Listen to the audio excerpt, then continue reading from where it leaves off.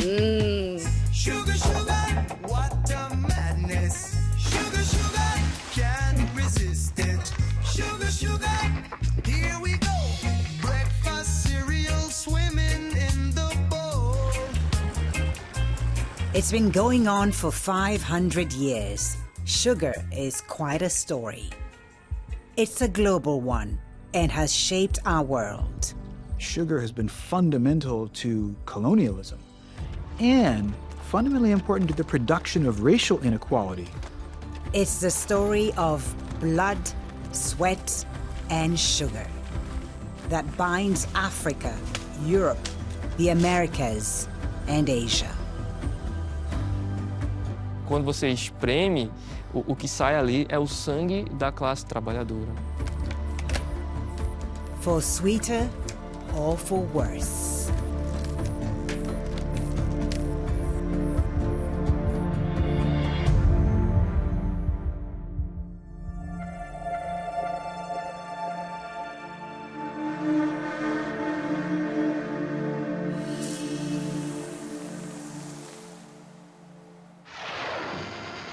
Sugar cards, they're super delicious, really nutritious.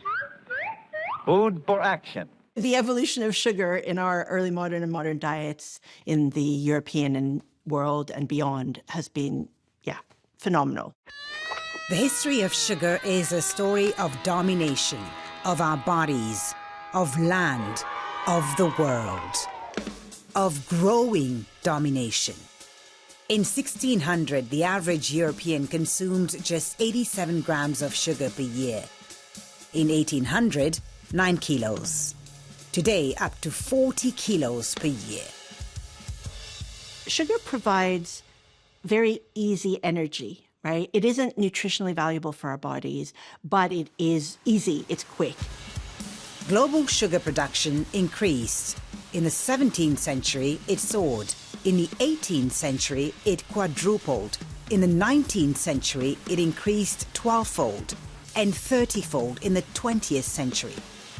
In 2025, it reached almost 190 million tons. By way of comparison, we produce 4 times as much wheat, but wheat is nutritious, whereas sugar is not.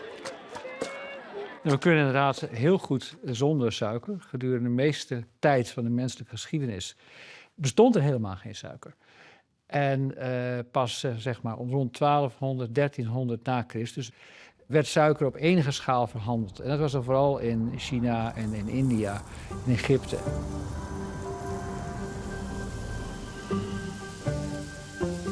Sugar made its way into the European diet quite gradually, really over centuries. Sugar started as a luxury. The aristocracy could have sugar. They could adorn their tables with sugary treats. But also sugar was becoming present in medicine and as a spice. Only the richest people could have it. But the taste of sugar is irresistible. Soon addicted, Europe craved more and more. How could this demand be met? The great Portuguese navigators led the way in the 15th century. Conquering the seas, they pushed back the boundaries of the known world in their quest for power, gold, silver, and sugar.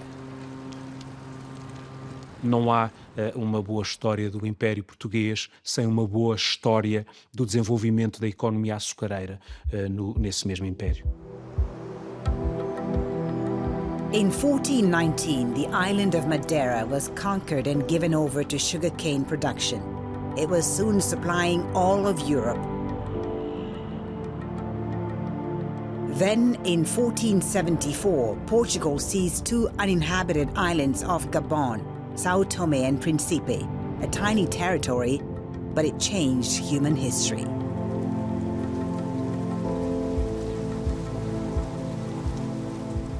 Eu diria que a junção do desenvolvimento da economia do açúcar com a mobilização a longa distância de trabalho escravizado, essa a relação umbilical é um momento absolutamente decisivo, triste, desumano, com consequências muito preocupantes ainda hoje para todos nós.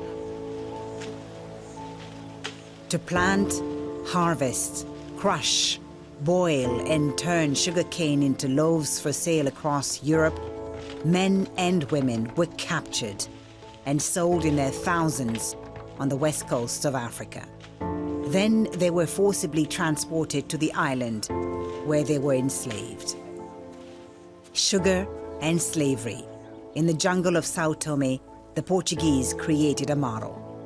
E tudo isto, técnica, tecnologia, mobilidade de mão de obra escravizada, forma o modelo da economia de plantação e esse modelo é transponível, é circulável para outros contextos que reúnam as mesmas condições. Christopher Columbus knew what he was doing. In 1493, just a year after his first voyage to the Americas, the explorer crossed the Atlantic again and returned on behalf of the King and Queen of Spain to the Caribbean island of Hispaniola. His mission was to colonize it. In his chests were sugarcane plants. Die worden daar geplant en binnen de kortste keer ontstaat daar een plantagecomplex. En zo begint dan de productie van suikerriet in de nieuwe wereld.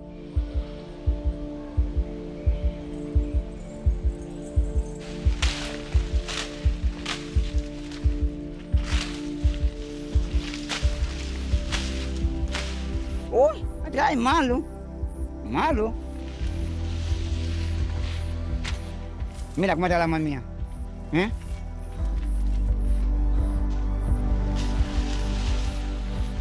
500 years on, sugar still rules the island of Hispaniola, today divided between Haiti and the Dominican Republic.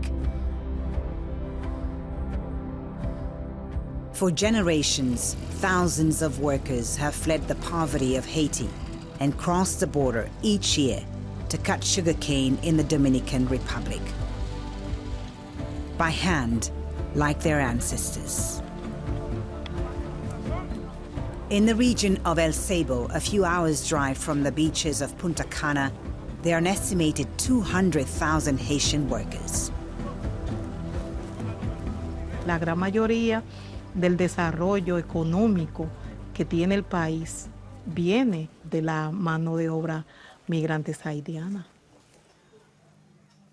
Si hay una persona dentro del campo que tiene un estatus o es dominicano, es porque tiene otro trabajo, puede ser un tractorista, puede ser un operador o puede ser un técnico, pero todos los demás trabajos que hay dentro de las cañas es operado y es construido por los migrantes haitianos. Bon, donc nous sommes à Haïti. On a Haïti à bâton tout le travail. On a cherché travail. Quand nous cherchons travail, nous tombons dans le compagnie. Bon, on travaille d'abord bien. Alors, son travail, on a forcé. Quand on travail pour prix. C'est nous qui travaillons pour peut-être nous. C'est ça nous fait. La maison pour nous manger. Il pas même boire pour manger même. Ouais, nous sommes gros bout de garçons. Quand on sous-sème, ni sous-sème. Quand on sous-sème, on ne peut pas dormir. Il faut manger, on parle volant. Ou même quand c'est le dernier travail dans le monde. Dernier bout de travail.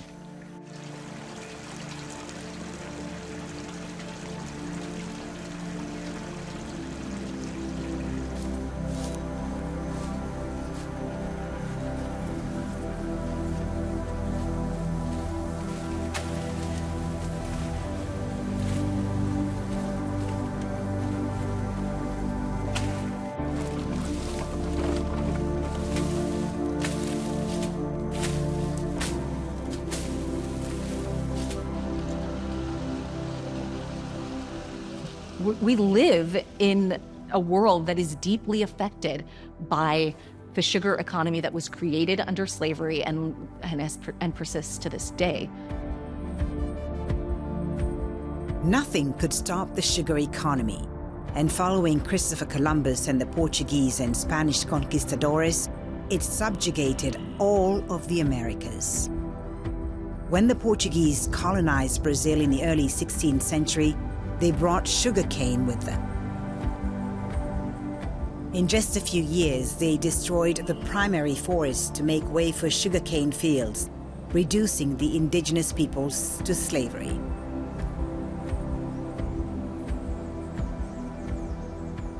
Até hoje, Pernambuco ela tem mais de 10 comunidades indígenas, só que elas vivem todas no sertão, fugiram do açúcar, né? As comunidades indígenas fugiram completamente da sociedade açucareira que trouxe morte, escravidão e degradação ambiental. Sugar decimated Brazil's indigenous peoples. So, as in São Tomé and Hispaniola, the planters replaced them with enslaved men and women from Africa. O Brasil, para cá, vieram cerca de 4 milhões de africanos, né? Dos 9 milhões de africanos no total, né, que foram arrancados do continente africano e trazidos para cá, quase a metade, 4 milhões desses 9, vieram para o Brasil. Throughout history, a total of 12.5 million Africans have been reduced to slavery. Over half purely for the sugar industry.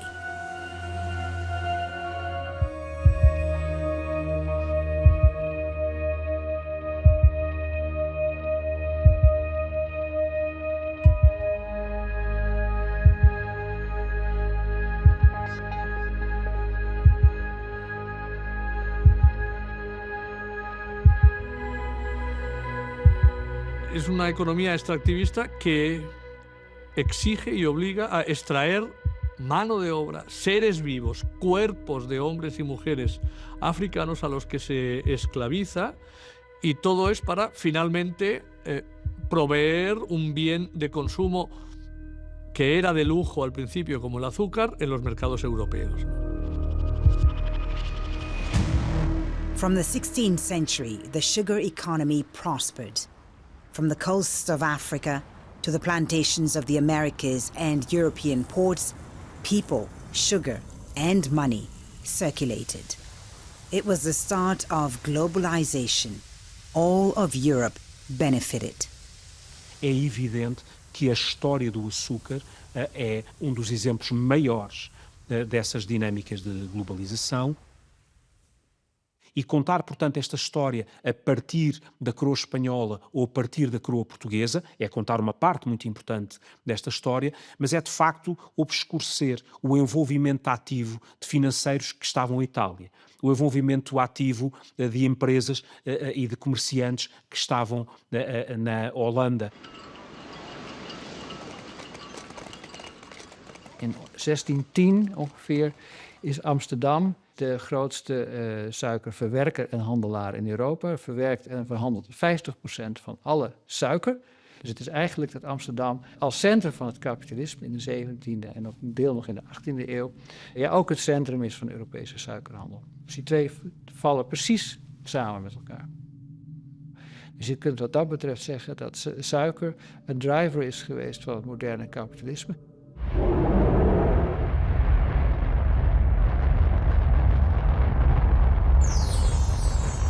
That also explains why so many wars were fought over those Caribbean territories where, especially the French and the British and the Dutch as well, were growing their sugar. Everyone wanted their share of so-called white gold, including Britain and France. In the 17th century, as a result of wars and treaties, the Spanish lost ground and the Caribbean islands changed masters, but not their destiny. Everywhere, sugar ruled. C'est à partir des années 1620 et 1630 que les îles des Antilles passent sous contrôle de la France, à commencer par l'île de Saint-Christophe, et puis ensuite la Guadeloupe et la Martinique. Et puis en dernier, à la toute fin du XVIIe siècle, ça sera l'île de Saint-Domingue qui deviendra la perle des Antilles. In 1697, the Spanish ceded the western part of the island of Hispaniola, today's nation of Haiti, to France. At the time, the French called it Saint-Domingue. It rapidly became the largest sugar producer in the world, the richest colony. So people talk about a sugar revolution that actually metastasized from Brazil through the Caribbean and came to dominate the region by the 18th century.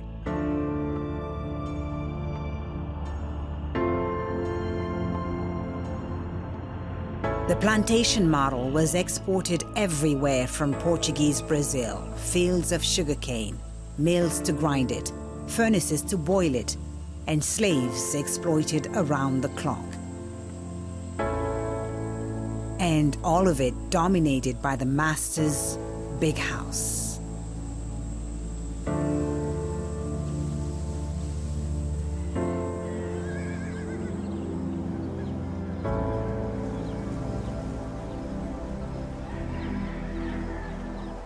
This plantation model has endured in the Dominican Republic.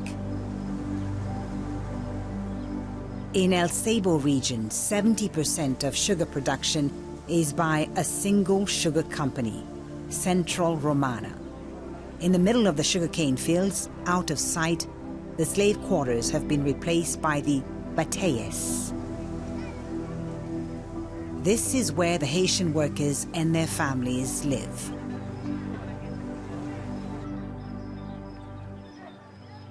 Jean-chef yo ap mal de tout là. L'eau. Si pas de gen bœuf yo pas d'ap même mal planter là pour mettre dans paille là. Oui. Oui, oui pas bon, nous pas sortir dans l'aise parce que 5 moun ret dans ti chambre kay ça, même virer pas une côté pour virer quoi.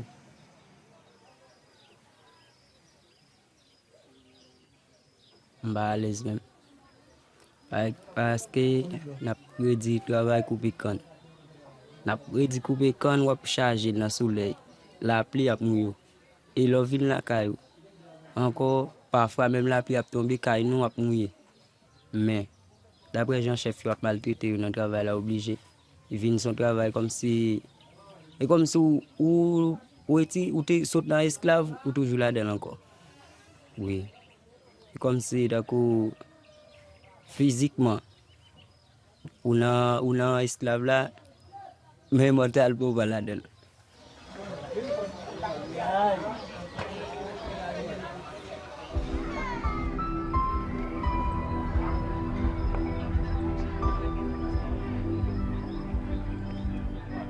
Je me souviens que quand ma mère m'emmenait en Guadeloupe, quand j'étais petite, j'entendais toujours cette expression autour de moi.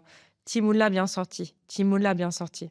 Du coup, au bout d'un moment, j'ai décidé de demander à ma mère qu'est-ce que ça veut dire. Elle me dit ça veut dire tu es bien sortie, tu es bien blanche. Donc même les Antillais ont intériorisé le racisme qui a été implanté à cette époque coloniale et qui prétendait que la peau blanche était supérieure à la peau noire. Si on lit les récits des missionnaires comme Jean-Baptiste Labatte ou Jean-Baptiste Dutertre, on découvre qu'eux aussi avaient développé ces stéréotypes des Noirs qui sentent mauvais, des Noirs qui sont fainéants, mais dans le contexte de l'esclavage lui-même. Par exemple, la fainéantise, la supposée fainéantise des Noirs était une manière d'augmenter l'exploitation des Noirs sur les plantations, de toujours les faire travailler plus.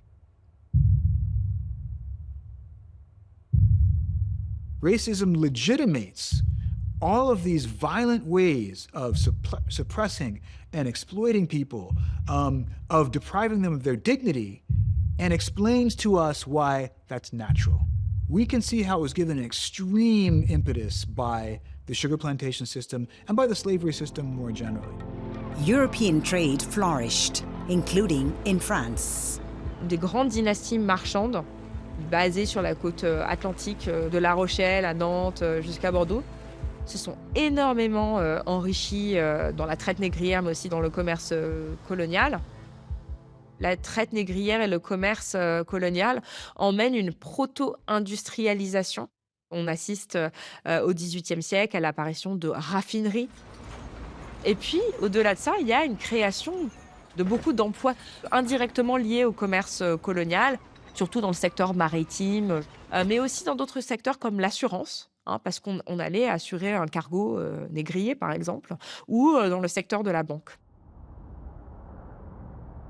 In business circles, There was a sense that the Caribbean sugar islands made the world go round, or at least the European economy. Because at the end of the 18th century, the plantation owners and sugar producers' profits meant they could invest at home. They had capital, banks, and networks. They would help finance the beginnings of the Industrial Revolution, and Britain led the race.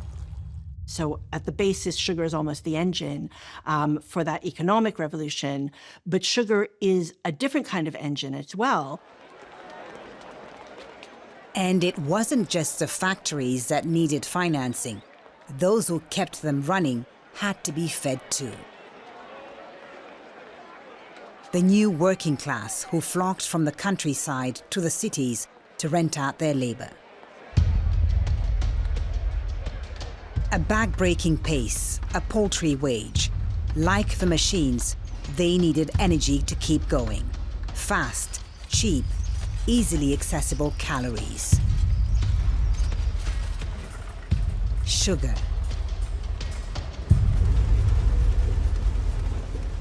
As more sugar could be produced in greater quantities and arriving in Europe and then becoming more and more affordable, the majority of people could include in their diet. The British working classes, they started to drink a lot of tea with sugar mixed in.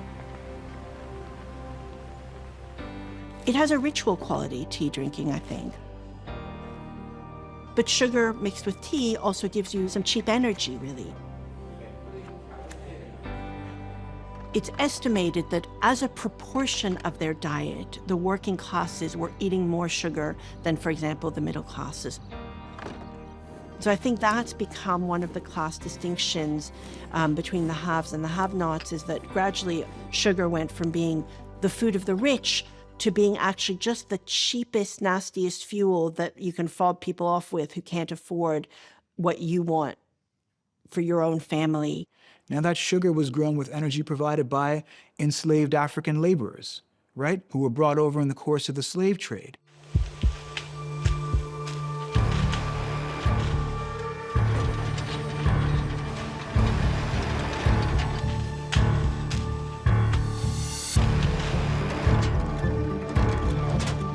And so those villages in Africa, producing those workers, captured through the slave trade, producing that sugar, which then went into the diets of European workers, that was a circulation of energy.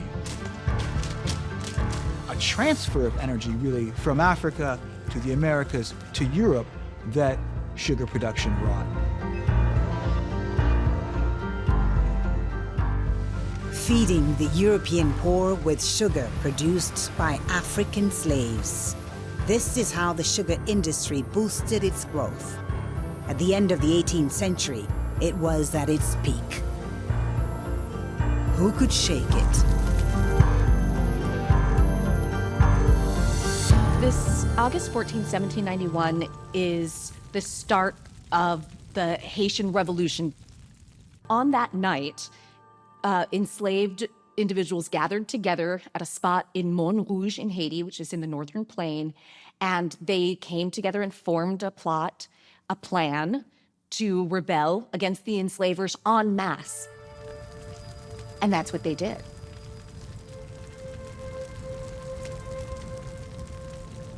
The fire of revolt engulfed the sugarcane plantations and swept through Saint-Domingue, today's Haiti. It was the most profitable colony in the French Empire and the world's largest producer of sugar. But it was built on the backs of 450,000 African men and women condemned to slavery. When the French Revolution took place in Europe in 1789, news reached Saint-Domingue, and the slave laborers began to demand their share of liberté, equality, fraternity, and simple humanity. So it was funny to me that somehow the Haitian Revolution wasn't considered an important event in Western history when it's so bound up with the Rights Revolution that we identify with the French Revolution, and which we think is fundamental to the history of the West. And yet, without the rebels of Saint-Domingue, the world might never have witnessed the first abolition of slavery proclaimed by the new French Republic in 1794. And then Napoleon came along. Napoleon Bonaparte. After the French Revolution, the general seized power in France in 1799. He vowed to restore law and order and colonial order. In 1801, he launched an attack on the freed men and women of Saint-Domingue. But they fought back.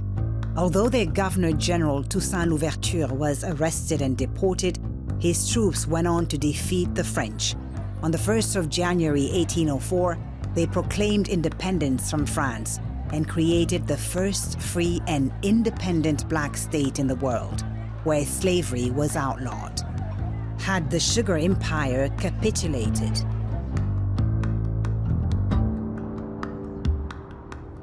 Well, not quite. After the Haitian Revolution, many French colonists fled, seeking new lands on which to rebuild their sugar fortunes.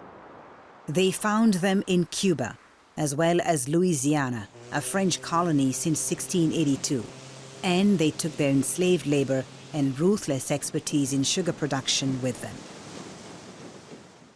And they stimulated the sugar economy there, which reproduced all the most brutal effects of sugar planting in the Caribbean. And so then they become the sugar experts. And you have all of the opportunity to grow sugar here. And so then they take that technology and get rich again, or make people that were already plantation owners and slaveholders, make them even richer because they're bringing in all of this knowledge about sugar. It's flooded into Louisiana.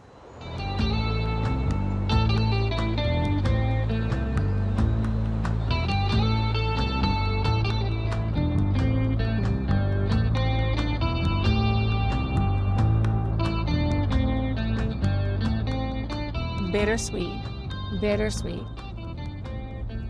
I grew up going into the sugarcane fields with my brothers, chopping off a couple of pieces, and then, like you sitting down and eating sugarcane with your family. But I mean, this is trauma. This is black labor. This is extraction, everything from the soil. So I'm a 10th generation Louisianian from this portion of the state. And these plantations that we're driving in front of is where my ancestors were enslaved, as my ancestors who built these plantations.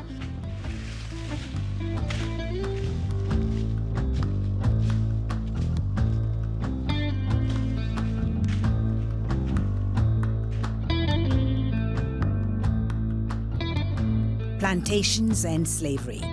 On the banks of the Mississippi, sugar prosperity flourished once again. But France was about to give it up. Napoleon had lost Saint-Domingue. Britain was challenging him at sea, and he had Europe to conquer. In 1803, Napoleon abandoned his dream of an American empire and sold Louisiana to the United States for $15 million, instantly doubling the young nation's territory. Few Americans know that we owe the expansion of the United States beyond the eastern seaboard to the Haitian Revolution. Now, the irony is that when the United States expanded into that Louisiana territory, it also expanded the institution of slavery. So, right, the end of slavery in Saint-Domingue, Haiti, led to the expansion of slavery in the United States. That is the strength of sugar and its economy. It adapted, mutated, and relocated in response to change. A way of surviving the storms ahead. The Haitian Revolution lit a fuse in sugar colonies across the world. Enslaved people rose up. Even when those uprisings were crushed, their echoes carried all the way to Europe. In 1807, Britain became the first colonial power to abolish the slave trade, and it then outlawed slavery in all its colonies in 1833. It was a heavy blow to sugar, but once again, it shifted, adapted, and moved on. This time, Cuba, still under Spanish rule, entered the game. El caso español es curioso en la medida que cuando la esclavitud entra en crisis en otros territorios, en Cuba se expande vinculado precisamente al desarrollo de la plantación azucarera. De manera que durante la mayor parte del siglo XIX el gran productor de azúcar del mundo es Cuba. Cuba es, como decimos en castellano, la gallina de los huevos de oro, y buena parte de la riqueza, tanto privada como pública de España, depende de la Cuba azucarera, de la Cuba esclavista.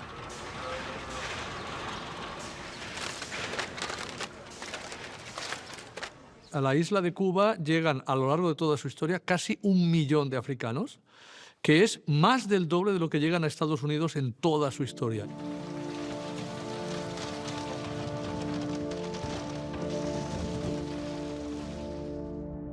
Spain was actually one of the last countries to abolish slavery in its colonies. It finally did so in 1886, long after Britain, France, the United States and Portugal, and 2 years before Brazil in 1888. Ultimately, it took nearly a century for the global sugar industry to stop relying on slave labor, at least in theory. E, portanto, este momento é um momento muito lento e que mostra bem o caráter central que a mobilização de trabalho escravizado teve no desenvolvimento económico.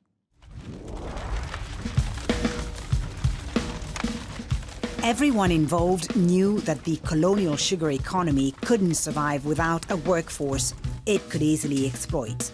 It was a fragile, shrinking system, and the market was about to become even more competitive. Sugar cane now had a rival. It was European, suited to northern climates, didn't depend on slave labor, and since 1799, its sugar could be extracted on an industrial scale. That rival was sugar beet. Dat is iets wat Napoleon heel goed uitkomt. Hij heeft in 1806 het continentaal stelsel afgekondigd. Dat betekent dat Engeland niet langer in staat is om zijn producten te verkopen in continentaal Europa. En op dat moment is Engeland in bezit van de meeste suikerkoloniën, inclusief de Franse. Dus er is een dringende noodzaak om een alternatief te vinden. Sugar beet was a major challenger to Britain's sugarcane power. Napoleon took center stage again and championed its large-scale production to compete with British-controlled cane sugar. By the end of the 19th century, sugar beets supplied around half of the world's sugar. For sugarcane planters in the colonies, it was a major crisis.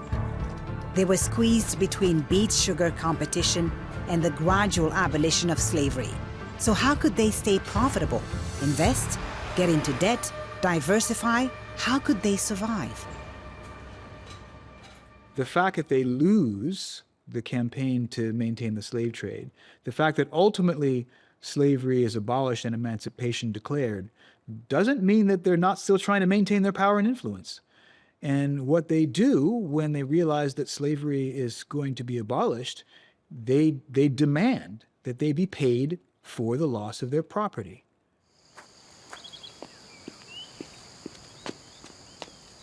And so Britain and France took the sting out of abolition by compensating plantation owners for the loss of what they called their property, the human beings they'd enslaved.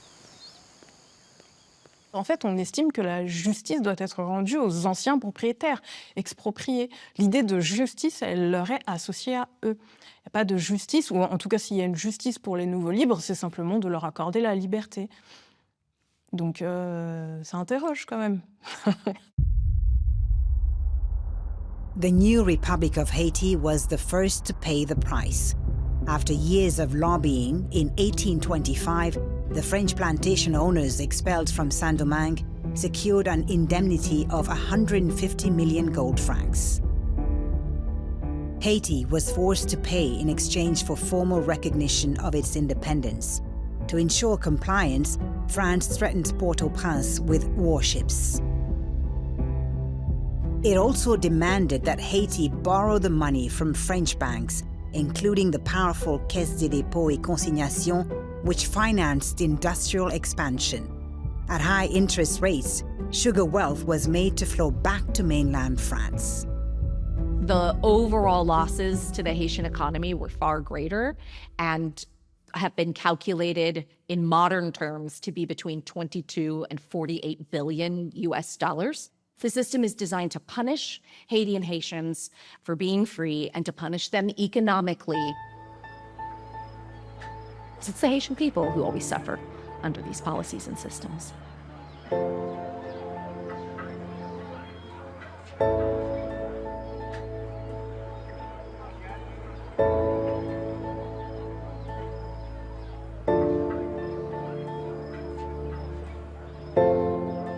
Haiti has never truly recovered. Debt and abject poverty have pushed generations into exile, a source of cheap labor for the sugar industry in the neighboring Dominican Republic.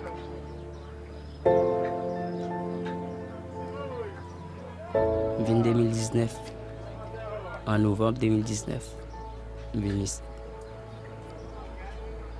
Parce que Haïti par insécurité, bandits a tiré, on a mouru, obligé de nous l'arrêter, nous arrêter. Haïti. In the world of sugar, freedom came at a high price.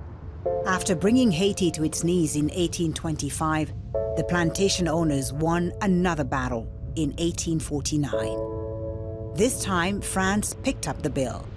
A year after abolishing slavery, the Parliament of the French Second Republic passed a new colonial compensation law.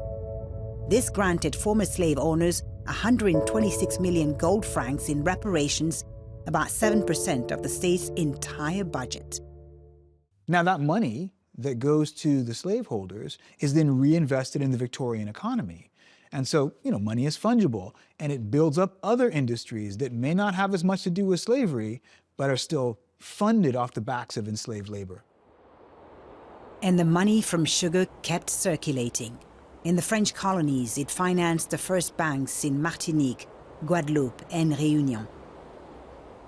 The plantation owners used it to pay off their debts, modernize their estates and sugar refineries, and to look ahead to a future beyond slavery. Für die Plantagenbesitzer, Zuckerproduzenten, die haben lange gegengesteuert. Ja, ist das eigentlich nur noch ein juristischer Akt, der ihnen nicht sehr gefällt, aber den sie dann hinnehmen und mit ihren Strategien faktisch weiterarbeiten an der Modernisierung der Zuckerproduktion und am teuren Verkauf von Zucker. Because manpower was still needed to cut, crush, and boil the sugarcane. Every sugar colony in the world now faced the same challenge as to how to replace enslaved labor and keep sugar flowing without increasing costs. And for this, the British had a plan. Even before abolition, they'd tested it in 1829 on Mauritius in the Indian Ocean. From colonial India, they brought in poor workers threatened by famine along with Chinese laborers from Singapore. They called them coolies. These officially free workers were bound by contracts to work for 3, 5, or more years for minimal wages. Food and lodging were provided, but if they ever wanted to return home, they would have to pay the cost of the journey. A new system was born, Indentureship. The British rolled it out across their empire, and the French soon followed. Je pense qu'il faut prendre l'engagisme comme il est, un système qui consiste à contraindre certaines populations au travail. Indenture is in a borderland between slavery and freedom. Although the contract was for 5 years, there were many stories of people who were indentured for decades because they had become indebted to the plantation, whether they were buying their food through the company store or sometimes less healthy things like rum. The time just got added onto their contract, their labor contract. So debt became kind of a self-perpetuating. Debt locked them into decades of being bound to the planter.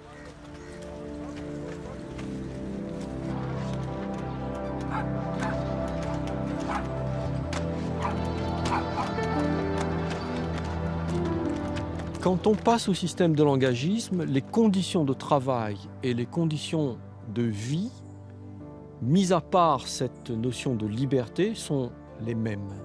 Ils vivent pratiquement dans les mêmes logements. Dans les rythmes de travail, les choses changent assez peu. De même, dans le vocabulaire, on parle toujours de maître et d'engagé. Ce sont des stigmates d'une société qui continue, de mentalité qui continue à exister après l'abolition de l'esclavage.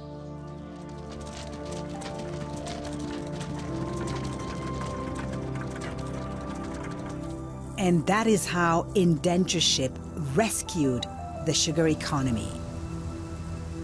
Between 1850 and 1930, an estimated 750,000 Chinese and 2 million Indians were uprooted and scattered across what you might call planet sugar. It's important to recognize that these workers, plantation workers, indentured workers, were actually the vanguard of the Indian diaspora. These were the first Indians abroad in significant numbers. Their path crossed those of other indentured peoples: Africans, Vietnamese, Malagasy, Rodrigans, Oceanians, and Japanese. Together, these forced exiles forged the very identity of the sugarlands.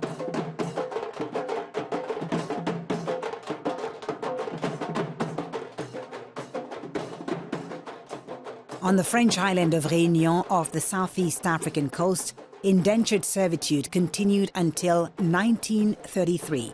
Around 200,000 laborers met their fate here, their lives bound to sugar.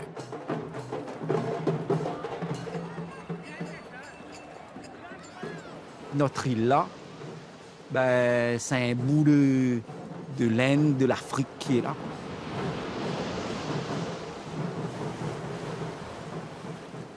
Quand vous mangez la canne là, ben, vous avez un goût de sucre, et c'est bon, ça vous redonne de la force, et, vous comprenez?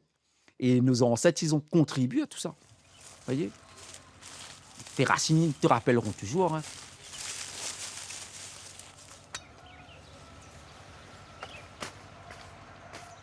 On est devenu propriétaire quand même. Ben, le but, c'est pas de redevenir esclave. Les ancêtres, ils ont été esclaves, ils ont été déportés, ils n'ont pas choisi cette vie-là. Ils se sont adaptés, ils ont fait cette réunion-là. Les engagés indiens, pareil. Les engagés indiens, ils ont eu un contrat pour venir travailler. Ils sont devenus esclaves au même titre qu'un esclave, un ouvrier. Ils sont devenus esclaves. Il faut dire les choses comme elles sont. C'est ces engagés-là, c'est ces travailleurs-là qui ont fait cette prospérité-là, qui ont fait la prospérité de cette île-là. Certains qui croient couper canne, charger canne, cultiver canne. Beaucoup de patience. Je félicite pour mon patience et parler de moi. While slavery and indentured labor are technically a thing of the past, in the Dominican Republic it's hard not to make the comparison between working conditions today and those on the plantations 200 years ago. Manqué 9 pour me gagner 100 années. Je suis en Haïti en 1958. Que je pour Trujillo. Je travaille dans le pays à cabratier, picando can, cultivando, sembrando, todo eso también yo lo hago aquí. Oui, pas rien. À bâtir, il y a des mains à faire ça. Parce que si nous passions au liquide à main, même que pas bon tout un seul coup. Alors, il nécessite de manger. Yo el angoldo, mira como que yo estoy seco. El Estado automáticamente le extrae sus prestaciones laborales a esos trabajadores y no le devuelve a esos trabajadores cañeros sus pensiones y también ni sus liquidaciones que le corresponden como trabajadores. Esos trabajadores que han vivido más de 40 años picando y cultivando caña, ya a la edad de 60 y 70 años ya su vida no es igual porque han desgastado toda su vida en el balbojo de la caña sin ningún beneficio, sin ninguna garantía.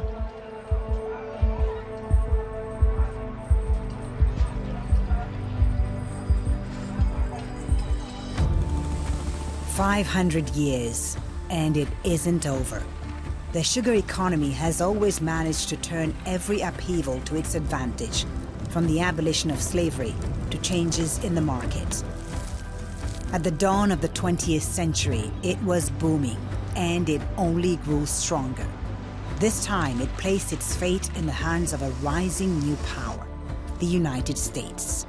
A new horizon, new fortunes, and a new empire to conquer.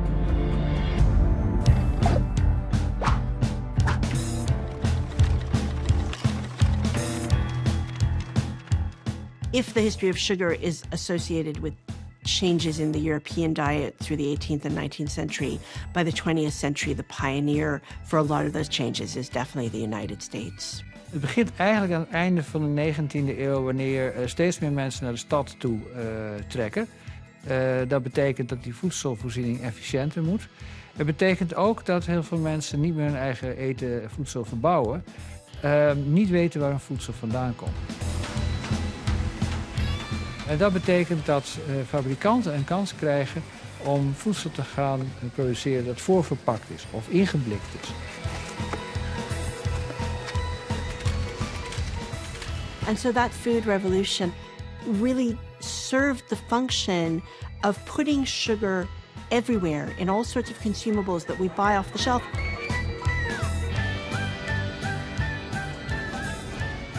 Omdat suiker tamelijk goedkoop is en omdat voedsel met suiker langer goed blijft.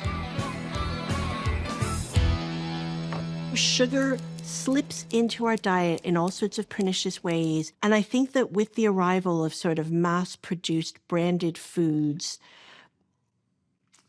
maybe people become even less conscious of how much sugar they're eating.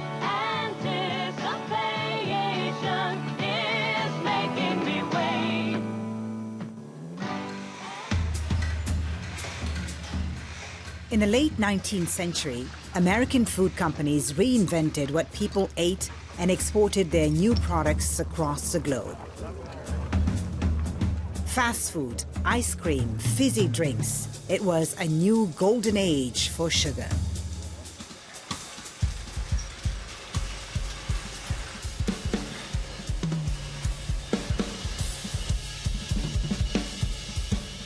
De zoetigheid wordt geaccepteerd als onderdeel van een burgerlijk bestaan.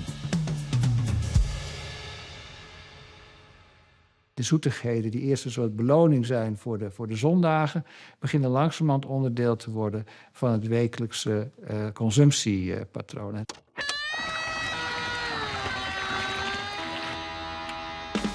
Sugar was no longer just a habit, it was an addiction. In 1800, the average European ate 9 kilos of sugar a year. By 1900, the average American was eating 30 kilos. Over that same century, the world's population doubled, and North America's grew 12-fold. With numbers like that, demand exploded. People wanted sugar, more sugar than ever.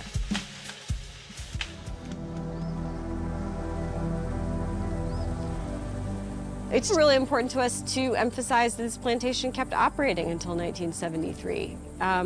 Most people don't know that people continued to live on plantations for that long. After the American Civil War and the abolition of slavery in the U.S. in 1865, Louisiana sugar plantation owners feared for their business model. But like their French and British counterparts in the Caribbean, Mauritius, and Reunion, they simply adapted.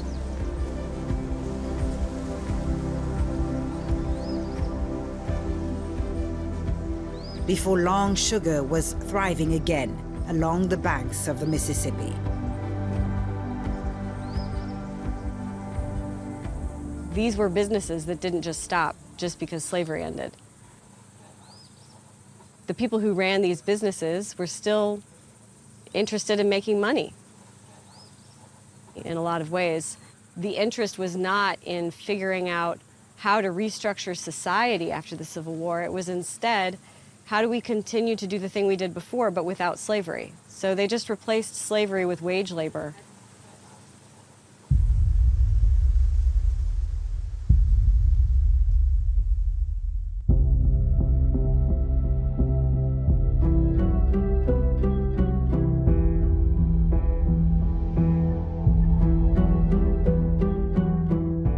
These photos date from the years just after the Civil War and the abolition of slavery.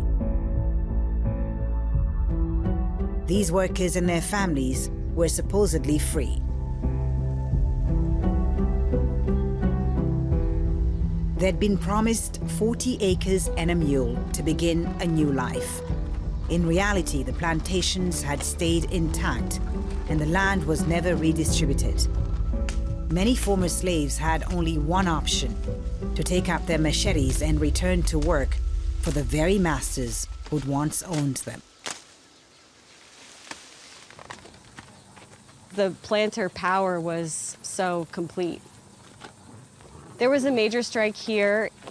The response from the planters from that event was to create essentially their own militias. In 1887, when the Knights of Labor organized about 10,000 workers around Thibodaux, the Planters Association was intimately involved in the suppression of that strike, which was brutally violent.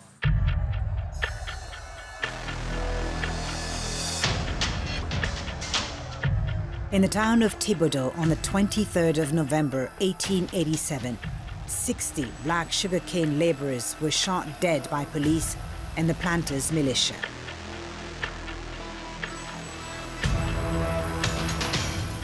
One planter's wife later wrote in a letter, "I think that settles the question of who makes the law around here, the black man or the white man."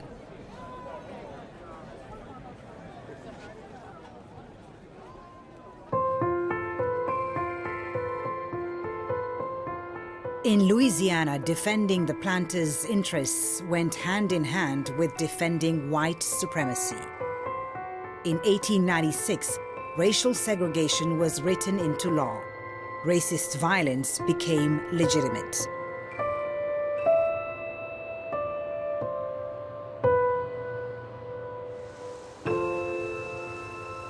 Out on the plantations, work simply carried on.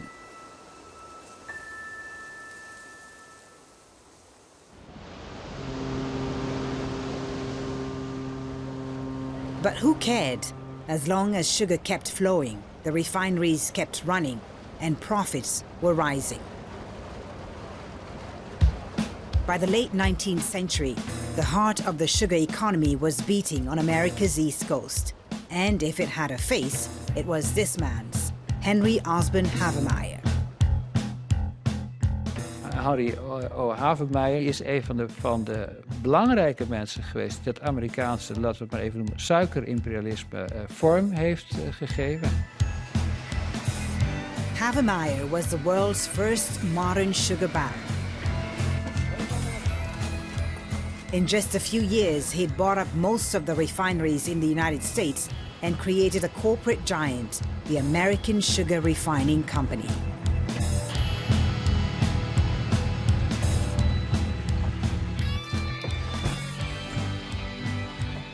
In the early 20th century, the company refined 98% of all American sugar, a monopoly.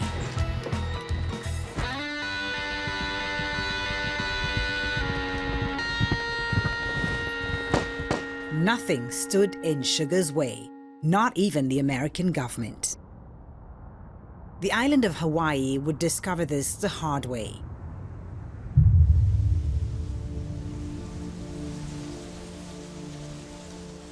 Throughout the 18th century, Christian missionaries bought up fertile land and planted sugarcane intensively.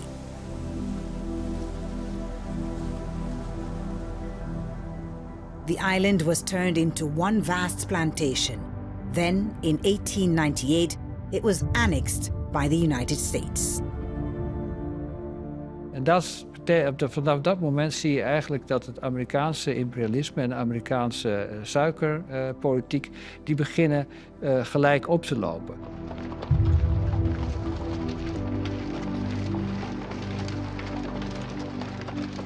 (1898) was a year of conquests. In April, the United States declared war on Spain. España perdió la mayor parte de su imperio a principios del siglo XIX y pasó a ser una potencia imperial de segundo o tercer orden, pero conservó 3 territorios insulares: Cuba, Puerto Rico y Filipinas. Y Cuba particularmente era la colonia más rica del siglo XIX. No solo la colonia más rica para España, sino de todos los territorios coloniales, el gran productor de azúcar del mundo es Cuba.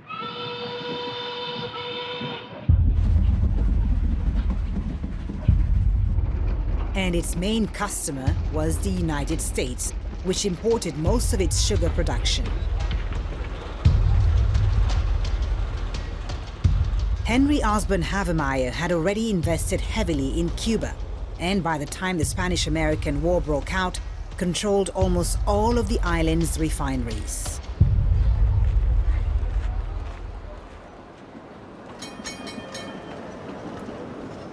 El azúcar es un componente esencial en la relación de Estados Unidos con Cuba, en el interés de Estados Unidos con Cuba.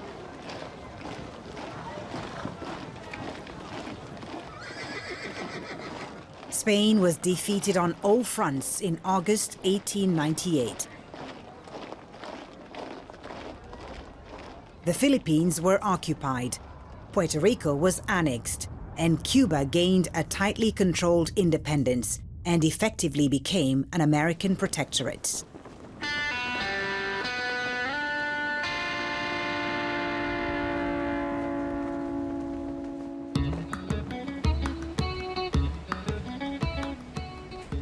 Die Pattern in der Zuckerindustrie bleiben gleich, die Arbeit ist schlecht bezahlt, die Männer sind meist extrem mobil und ziehen von einer Plantage oder von einem Zentral zum anderen. Und durch die Immigration von immer mehr ehemaligen Sklaven aus der anderen Karibik kommt es dazu, dass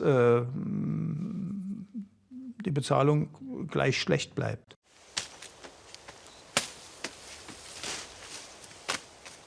This was Cuba, and on one side, a sugar workforce made up of former slaves turned indentured laborers, Chinese coolies, poor European migrants, and Haitian and Jamaican cane cutters desperate for a contract.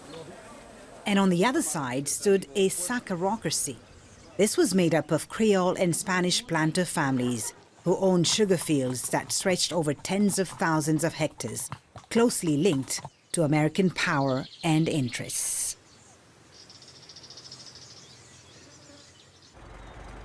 While the countryside went hungry, the parties in Havana's clubs and casinos were in full swing. The gap between the plantations and the capital's glittering nightlife widened as deepening inequality tore the island apart. Het oostelijke deel van Cuba ook heel veel land onteigende, illegaal onteigende van Cubaanse boeren. En er was in die tijd, in de jaren 10-20, was ook sprake van een guerrilla tegen die Amerikaanse plantages in Oost-Cuba. Oost-Cuba bleef onrustig. En het is geen toeval dat de guerrilla-oorlog van Fidel Castro precies in dat deel van Cuba is begonnen. Fidel Castro's father was a major landowner. He himself, as a young lawyer, chose to defend landless peasants and impoverished sugar workers. In 1950, Castro openly challenged General Batista's dictatorship and took over the leadership of the armed struggle. His fighters entered Havana on the 1st of January 1959, which marked the start of the revolution.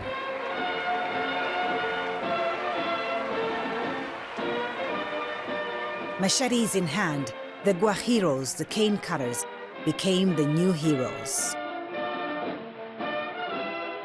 Soon, American-owned sugar mills were swiftly nationalized. Plantations were collectivized or broken up and shared out. The great landowning families fled, but Cuba's love affair with sugar was far from over.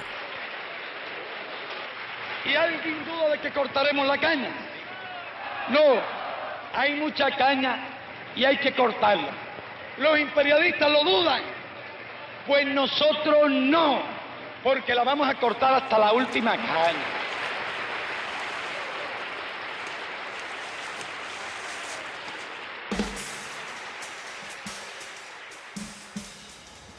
The US imposed an economic blockade on Cuba, which closed off the American market.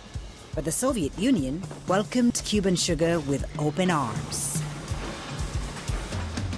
The new Cuban government banked on sugar, imposing increasingly ambitious production quotas. In 1970, it set the target at 10 million tons. Students from around the world flooded in to help cut cane.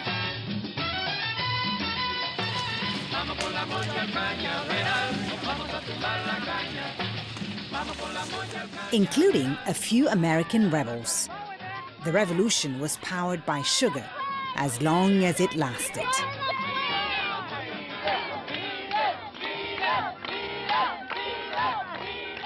Fue preciso, en el caso cubano desde luego, pero no solo en el caso cubano, desmontar bosques, talar muchísimos árboles, cultivar caña de azúcar, que es una caña de azúcar que poco a poco va quitando los nutrientes del suelo, va erosionando el suelo, de manera que al cabo de 40 años, 50 años, buena parte de estos suelos ya no producen más y no producen bien. Y muchos de estos ingenios son abandonados y son trasladados a otro lugar.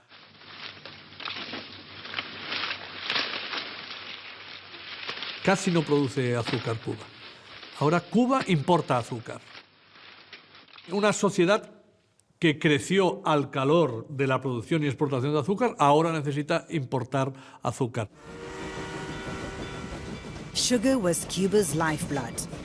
But when the soil was exhausted and the Soviet market collapsed, that lifeblood dried up. It was as though the country couldn't escape sugar, a nation being forged, populated, and exploited for a single crop. What future lay beyond after sugar? Every island in the Caribbean was asking the same question. And it still pays. Oh, sugar? Oh, yes. Even with higher wages and greater cost of production, it pays.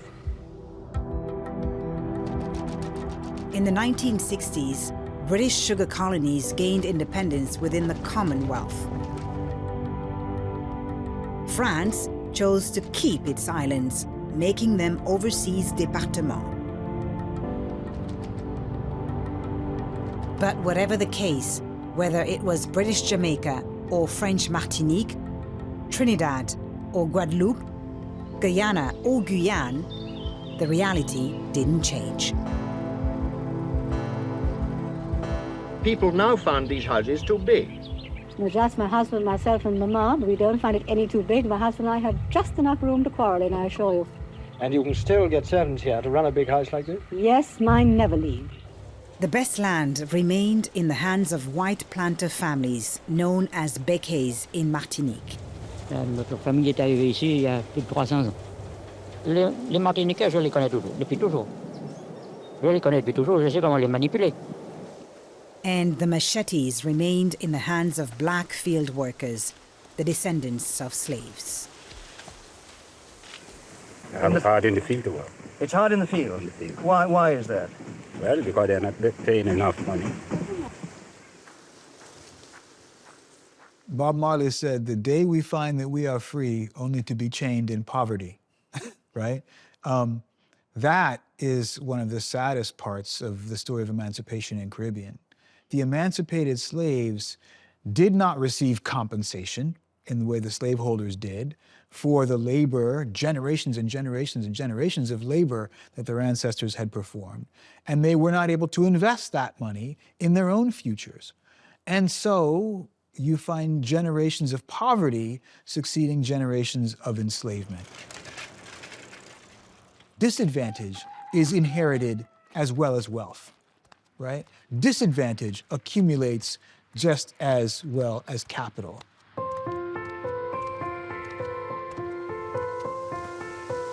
The legacy of sugar weighed heavily on the people as well as on the land. Centuries of monoculture farming left the soil exhausted, sacrificed at the expense of food crops and infrastructure.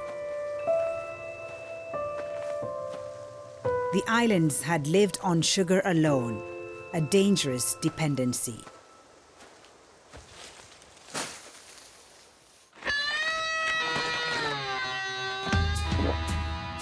But sugar consumption didn't fall, quite the opposite. By the 1960s, Caribbean sugar had become surplus to European needs. France and Britain implemented more modern, intensive farming methods. Sugar beet was now grown on an industrial scale. Why import sugar from across the world when you can make it yourself? En het is ook opmerkelijk dat eigenlijk de eerste grote agrarische lobby op Europees niveau die ontstaat, dat zijn de bietsuikerindustrie. The European Community's common agricultural policy accelerated the shift. It gave subsidies to farmers and assured them it would sell their beets at a guaranteed price.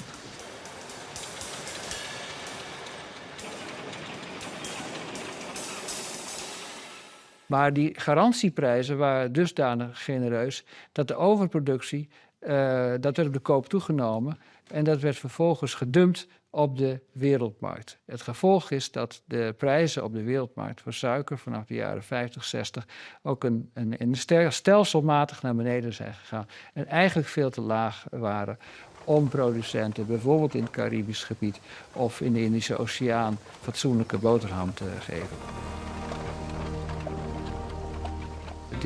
Dat dumping is echt een hele perverse praktijk geweest. Wat het gevolg is geweest van protectionisme. Het gevolg is geweest van een conctie tussen de Europese regering en grote industriëlen. Against this shielded, heavily protected beet industry, Caribbean cane could no longer compete. One by one, from Jamaica to Martinique, plantations and refineries closed their doors. Well, when the sugar economy collapses, these Caribbean economies cast about looking for other ways to make their national income. So they're still oriented toward growing agricultural products for export. So bananas becomes a crop that a lot of people grow. They're still oriented toward catering to Europeans and others. So tourism becomes a way that they try to prosper nationally.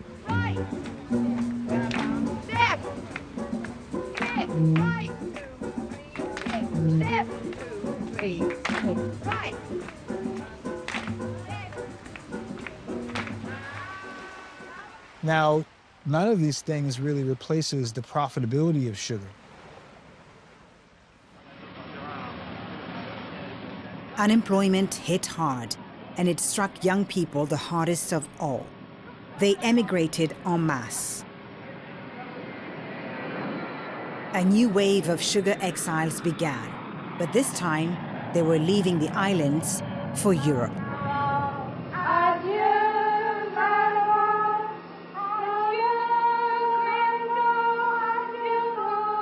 In France, they were known as the Boumidom generation, named after the agency set up in 1963 to send young people from Martinique, Guadeloupe, and Réunion to mainland France. They were the cheap labor that powered the prosperity of the post-war boom years. In Britain, the Windrush generation traded Jamaica, Trinidad, and St. Kitts for the building sites of London, Birmingham, and Manchester.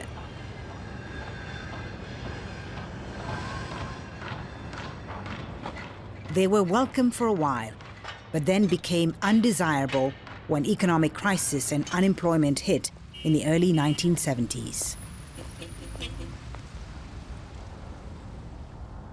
Many had to leave in search of new horizons, sometimes even to cut sugarcane yet again, like the thousands of Jamaicans sent to the new sugar paradise, Florida. The men are lined up. They come up to representatives either from the companies or from the Florida Fruit and Vegetable Association. Hard work to get into. You better be ready for it. And these fellows they want to see their hands. They'll feel them to see if they have calluses.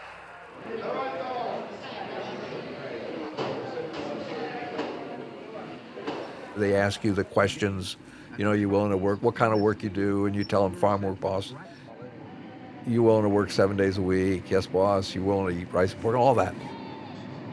I get this video and I start looking at it and I see these guys with their hands out and I see them bending and I see them, you know, feeling muscles, and I think, man, it's exactly.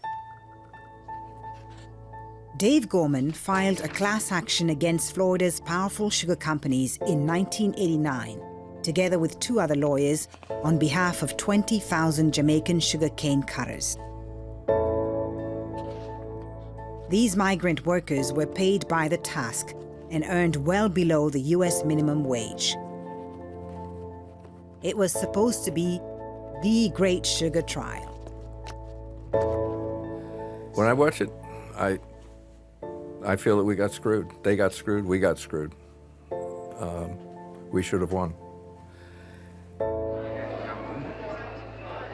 These Jamaicans were hired legally under a U.S. program for temporary unskilled workers known as H-2. It was a 20th century form of indenture. And until the 1990s, the sugar industry took full advantage.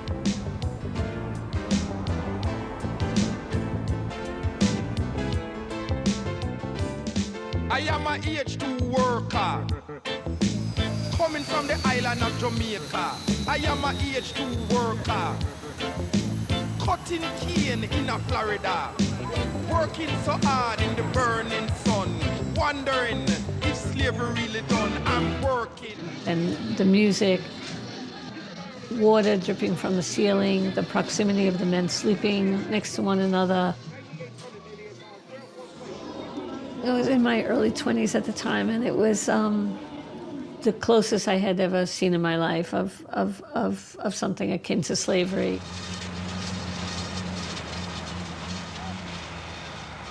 Sometimes they put the cane price at $138 a row. The next day they drop it at $105 a row and such like. They keep on. So every time they see we cutting the cane fast, and every time we make up quick money, they drop the price lower and lower the next day. It's a crime. They contractually agreed to come and work for a certain amount of money. They were not paid that. They were not provided the housing that they contractually agreed to. They weren't provided the medical care. They were not provided anything that was promised to them, and yet they provided what was requested of them for the sugar industry. Today, these plantations stretching far into the distance are owned by a single conglomerate, Florida Crystals. At its head are 2 brothers of Cuban origin, Alfonso Alfie Van Hol and Jose Pepe Van Hol.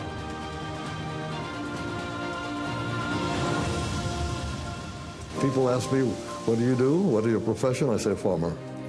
And sometimes they look at me, farmer, you know, but that's what I am. I've done everything in a farm. Their story is one America likes to tell. Two self-made men who fled communist Cuba in 1959 and became billionaires.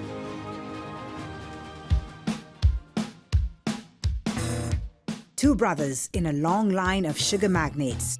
They rebuilt an empire in just 30 years, Florida Crystals. Then they bought up other firms to create a new giant, ASR, American Sugar Refining. A nod to history. That was the name of the monopoly founded by Henry Osborne Havemeyer, the first of the sugar barons. En deze conglomeraat heeft ook stukken of grote delen van het oude Havemeyer-concern opgekocht.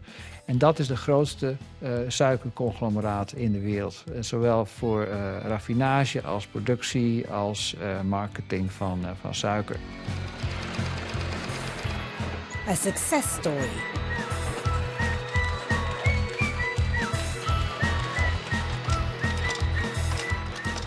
Largely underwritten by American taxpayers. The sugar industry has an arrangement under U.S. law that is more favorable than any other agricultural industry.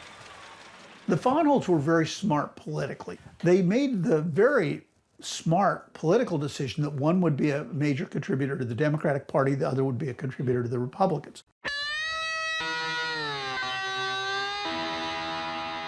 Would that be a winning strategy? In 1992, one judge dared to rule in favor of the cane cutters, ordering Florida's sugar companies to pay $51 million in back pay and damages.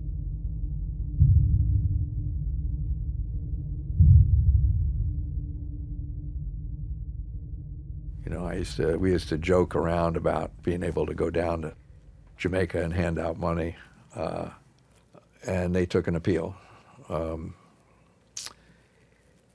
And the appellate court reversed. They decided that the contract was ambiguous.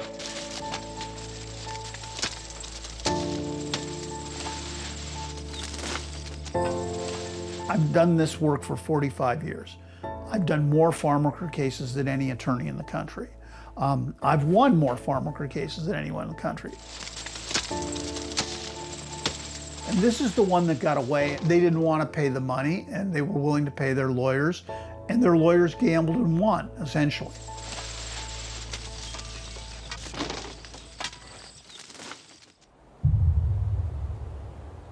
The Van Gool brothers then streamlined their business. After the trial, new machinery allowed them to replace cane cutters for tractors, much cheaper and far less demanding.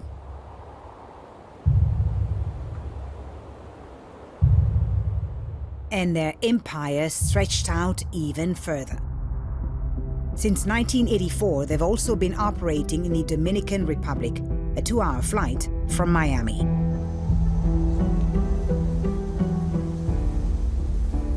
Central Romana, the country's largest sugar producer, is now affiliated to American Sugar Refineries, ASR. Here, migrant workers from Haiti, paid by the task, cost even less than the machines.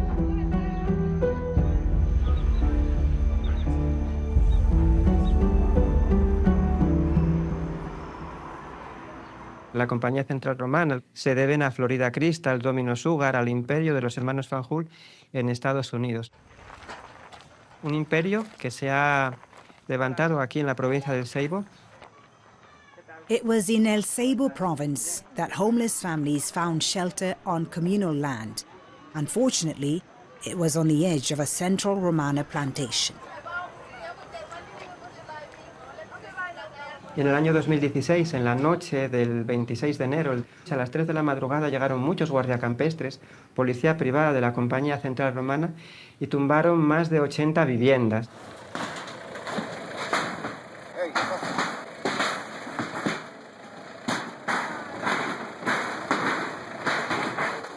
mí no me retrate, coño. Cuidado. No me retrate. No me retrate.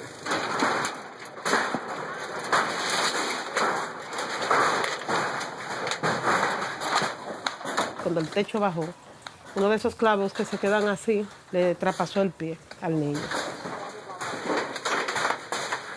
No me gusta recordarlo porque me hace sentir mal, pero muy mal. Y simplemente era el hecho que no estuviéramos ahí porque ellos tienen... Fuimos a donde las autoridades, fuimos donde el síndico, que es el alcalde, fuimos donde el gobernador y que nos indignamos porque eso había sucedido muchas veces ya aquí en el Ceibo sin que nadie se atreviera a denunciarlo porque Central Romana es el poder, es más que presidente. Con decirle que cuando fuimos donde el gobernador de la provincia nos dijo que no podía intervenir porque lo destituían a los 2 minutos.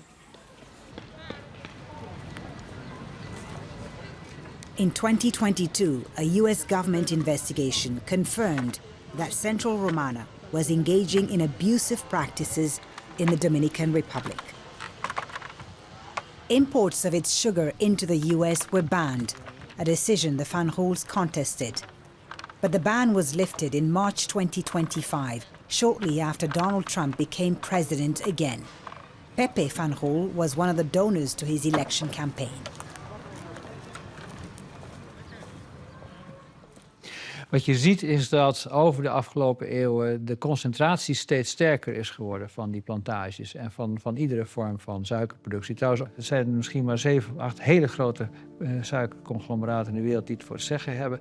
Die hebben uitstekende toegangen tot de regeringen. Dus dat gaat in Europa heb je bijvoorbeeld Südzucker in Duitsland of Noordzucker. Je hebt Terios in Frankrijk, je hebt Tate & Lyle in Engeland en je hebt Van Zoel in Florida. Add to that groups like Cosan and Raisin in Brazil.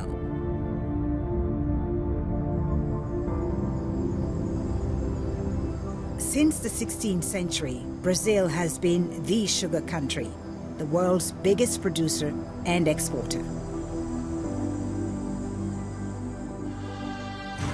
Somos o agro que exporta. It sells itself as inventing the future.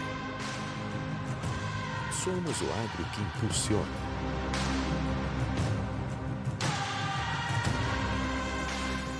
A crise do petróleo internacional fez com que o Brasil se desse conta de que ele estava muito dependente dos combustíveis fósseis, etc. E aí pensou, vamos incentivar com dinheiro público a produção de álcool aqui no Brasil. When oil prices quadrupled in 1973 and the world faced an energy crisis, Brazil turned back to sugar. In 1975, it launched the Pro-Alcool program, betting heavily on ethanol.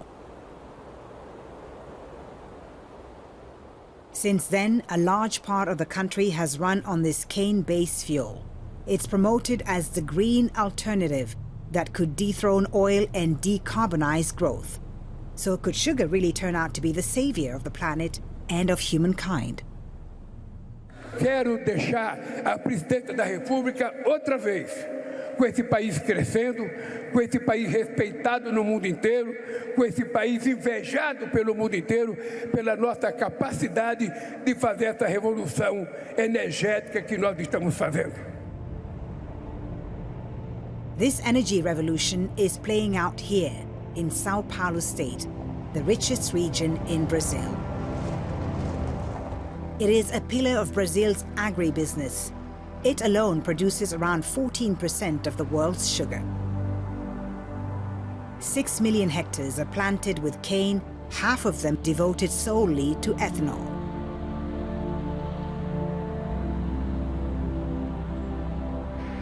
The plantations lie packed together, and as in Florida, harvesting is now fully mechanized.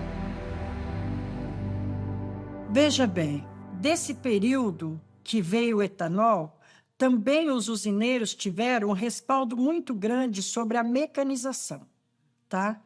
Uma máquina, ela substitui mais ou menos 80 a 110 homens. Está melhor que o corte manual. Eu não estou dizendo que é ruim. Eu estou dizendo que a forma que está sendo colocada hoje para os trabalhadores é destrutiva.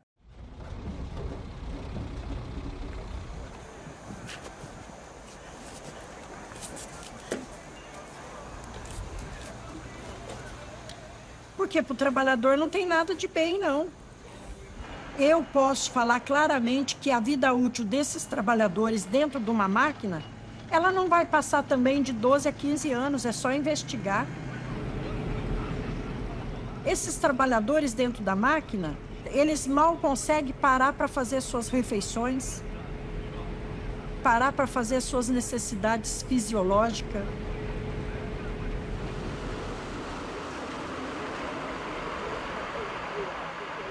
Se o açúcar é tão bom para o Brasil, então melhora, né?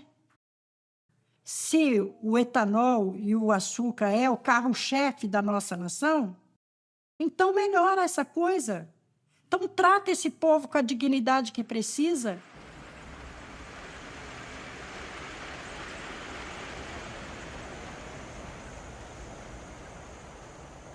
Se você compara, realmente a poluição que sai dos carros é muito menor se você está queimando 1 litro de etanol ou queimando 1 litro de gasolina ou de diesel, né?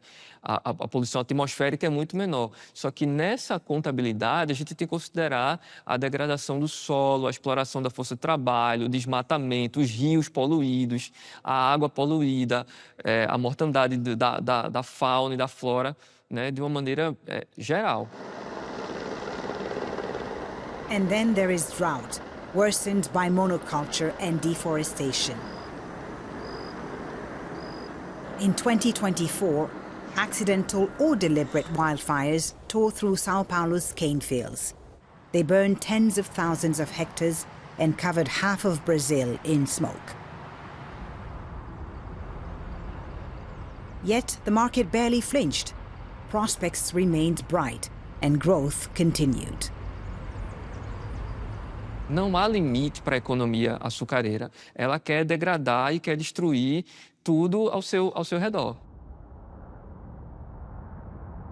In Florida, sugar is also a hot topic.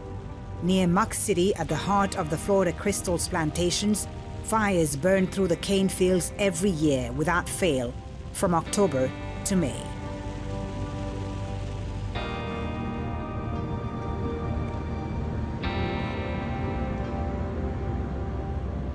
The whole Muck City area is being choked physically by smoke and ash that falls and burns 8 months out of a year. 8 months out of a year. Chemicals in the air. Black snow.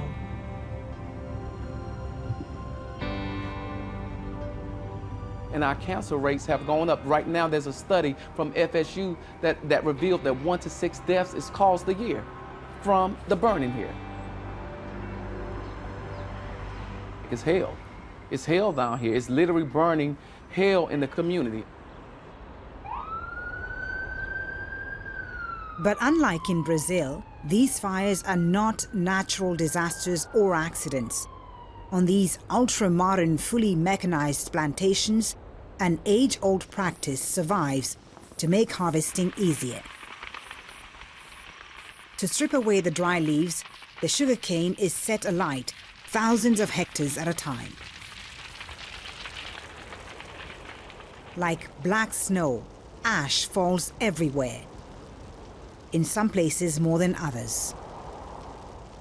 They have provisions right now that's been placed on our community that says that when the wind blows to the east, they can't burn. But when it burns out to the beautiful community of the Muck City, let it burn, baby, let it burn.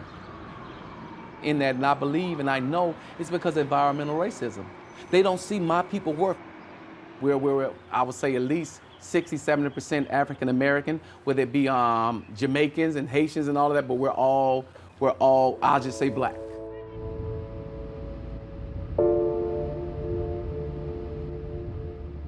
It's a shame especially allowing us to be ranked the #1 poorest city. How can we be ranked the #1 poorest city when we got a billion-dollar company burning directly on us?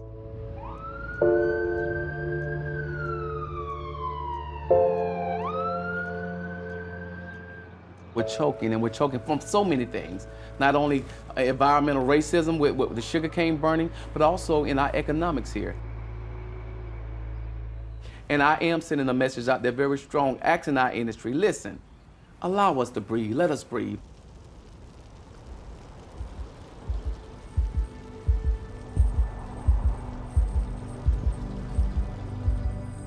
For 5 centuries, this has been going on. For 5 centuries, sugar has subjugated lands and lives on every continent. Het is wel zo dat suiker heeft zijn erfenis nagelaten in onze samenleving. Een erfenis van racisme, een erfenis van overconsumptie en ook een erfenis van rücksichtsloze omgang met de natuur. The legacy of slavery, the displacement of whole communities, forced labor, environmental collapse, and public health crises. That's the bitter price for our collective addiction to sweetness. Aljazeera contacted the government of the Dominican Republic and asked it to respond to allegations made in this program, but they didn't reply. We also asked Central Romana to respond to statements made in the program about its alleged abusive practices in the Dominican Republic. They replied to say that these were, quote, completely false and defamatory. Its spokesperson said that the company would not respond further. We also asked Florida Crystals to respond to Robert Mitchell's claims about the detrimental effects of their burning sugar cane fields on his local community, but they didn't reply.